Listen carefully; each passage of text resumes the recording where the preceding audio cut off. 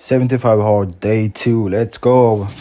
Өглөөсөө шууд өчигдөр бэлдэж амталсан үхрийн хавиргаа air fryer та цаг 30 минут орчим хийгээд дараа нь гоо сайхан арьс цацлаганд ороод өдөр тутмын витамин D, C, магнезиум, креатин гэдэг витаминууд уугаад бэлтгэл гарахаас өмнө панкейк хийсэн. Панкейк хийх явцдаа газ идэж дуусгаад гэрээс гарсан тэгэхгүй бол лүлүгийн ажлын цаг болцсон.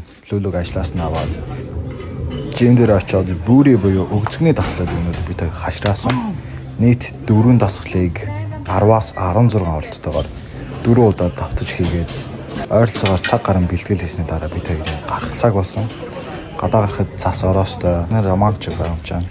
Цаг 5 цаг 40 минут болсон байсан учраас газ гэртээ харж үхрийн хавиргаараа оройн цог бэлдээд миний ажлаа явах цаг болсон байсан учраас ажлын хугацаа өмсөд 6 цаг 10 минут болж байхад газ оройн хоолой идээд тэгээд ажлын зүг хөдлөх болсон. Ажил дээр очиод 9 цагийн үед оройны 45 минутынхаа гадааны бэлтгэлийг хийсэн. Цасан дунд талах бас нэлээд чангал юм байлаа. Тэгээд ажиллаа хийж байгаад ойролцоогоор 11 цаг 30 минутанд хоолой идээд номоо уншаад өглөөний 5 цагт дахиж нэг хоол идээд тэгээд 6 цаг 40 минутанд тарсан даа. 41 peace out.